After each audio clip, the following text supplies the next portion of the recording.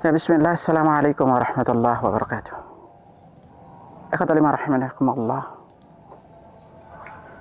Ibadah-ibadah di dalam Islam itu begitu banyak variasi dan macamnya.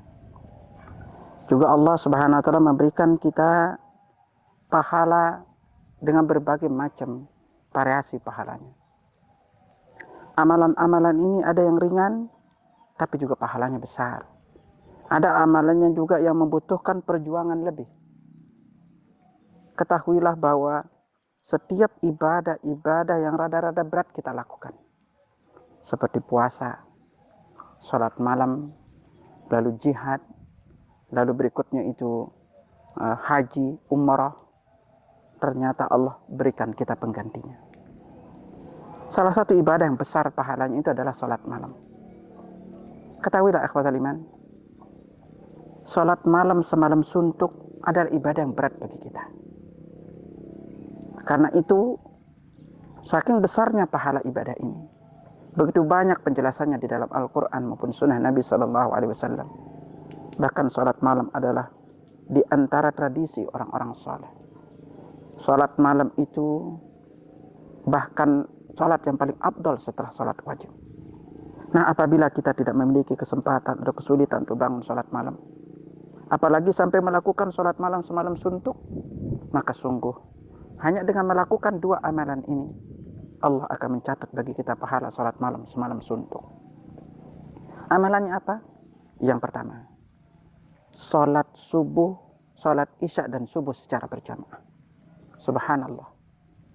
Isya mungkin lebih gampang untuk kita lakukan. Yang rada-rada berat itu adalah subuh. Karena itu Nabi SAW bersabda, sebagaimana diriwayatkan dari Utsman bin Affan radhiyallahu anhu, diriwayatkan oleh Imam Muslim, man shallal isya fi jamaah, barang siapa yang sholat isya secara berjamaah, faka'annama qama nisfal lail, pahalanya itu seperti dia sholat malam setengah malam. Wa man shalla subha fi jamaah, dan barang siapa yang sholat subuh juga secara berjamaah, faka'annama shallal laila kullah, maka dia itu kayak sholat malam semalam suntuk. Allahu Akbar. Ini ibadah mudah untuk kita lakukan, kecuali yang dimudahkan oleh Allah Subhanahu wa taala. Karena itu Umar bin Khattab radhiyallahu anhu sampai berkata, aku lebih senang menjaga sholat isya dan subuh berjamaah dibanding sholat malam semalam suntuk. Apa rasanya kalau kita sholat malam semalam suntuk, sementara sholat tahajud itu bisa dimulai dari selesai sholat isya lalu sampai malamnya. Ibadah besar ini, kalau kita tidak sempat melakukannya, maka pilihlah, jagalah untuk sholat isya dan subuh berjamaah. Karena dua sholat ini termasuk sholat yang berat bagi orang-orang munafik. Karena itu sampai Nabi SAW bersabda, in athqala salatin alal munafiqina salatul isya wa salatul fajr. Sesungguhnya sholat yang paling berat bagi orang munafik itu adalah sholat isya dan sholat subuh. Walau ya'lamuna ma fihima la atauhuma walau habwa. Seandainya mereka tahu besarnya pahala yang terdapat di dalam dua sholat ini, maka sungguh mereka akan mendatanginya walaupun dengan cara merangkak. Allahu Akbar. Ikhwatal iman rahimakumullah. Ini ibadah besar yang bisa kita lakukan dengan kita menjaga sholat isya dan subuh berjamaah. Apalagi sholat subuh, 2 rakaatnya itu lebih baik daripada dunia dan seisinya. Karena itu Nabi SAW bersabda, rakaat al-fajri khairu minad dunya wa ma fiha. 2 rakaat sebelum sholat subuh itu lebih baik daripada dunia dan seisinya. Ini yang pertama. Yang kedua adalah membaca 100 ayat di malam hari. Qira'atu bimi'ati ayatin fi lailah. Jadi kita membaca 100 ayat di malam hari. Ikhwatani rahimakumullah. Membaca Al-Quran adalah salah satu ibadah besar di sisi Allah. Kita udah tahu bahwa satu huruf itu dicatat bagi kita satu kebaikan. Satu huruf. Bayangkan dengan kita membaca Al-Fatihah. Al-Fatihah itu terdiri dari 7 ayat.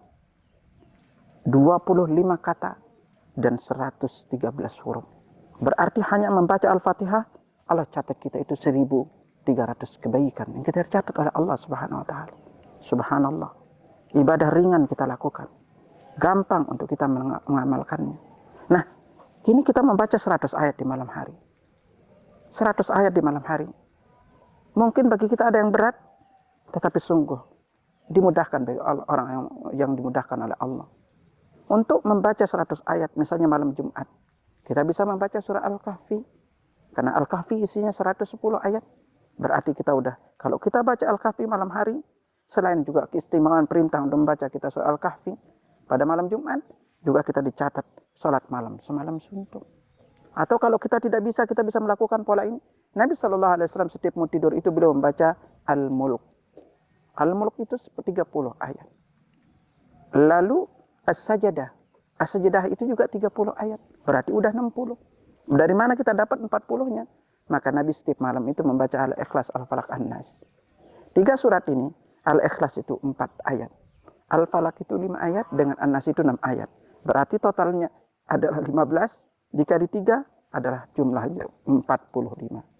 Jadi dengan kita membacanya, sementara malam itu kita disuruh Al-Ikhlas 3 kali, Al-Falaq 3 kali, An-Nas 3 kali, maka dikalikan dengan 3, maka totalnya adalah 45. Berarti kita sudah membaca sebanyak 100 lebih ayat di dalam satu malam. Maka ikhwatal iman rahimakumullah, apabila kita memilih surat-surat pendek-pendek, ya, kayak misalnya As-Saffat, itu suratnya pendek-pendek. Atau kita bisa membaca surat Qaf, itu juga pendek-pendek. Maka ketika kita memilih surat yang pendek-pendek ini, maka akan lebih cepat untuk kita membaca 100 ayat di malam hari. Coba aja cek misalnya, dari An-Nas, lalu naik ke atas, sampai beberapa surat ke atas, totalnya berapa? Berarti juz 30 aja udah kita bisa pilih untuk membaca totalnya 100 ayat. Subhanallah. Dengan melakukan 2 amalan ini, kita sholat isya dan subuh berjamaah, lalu membaca 100 ayat di malam hari, Allah catat bagi kita salat malam semalam suntuk. Sungguh karunia dan rahmat dari Allah untuk kita hamba-hambanya yang kesulitan melakukan ibadah besar ini. Semoga ini menjadi penyemangat bagi kita untuk terus beribadah, menambah pundi-pundi kebaikan kita, dan semoga ini akan mempermudah langkah kita menuju surga kelak di hari kiamat. Demikian, subhanakallahumma wa bihamdika asyhadu an la ilaha illa anta astaghfiruka wa atubu ilaik. Assalamualaikum warahmatullahi wabarakatuh.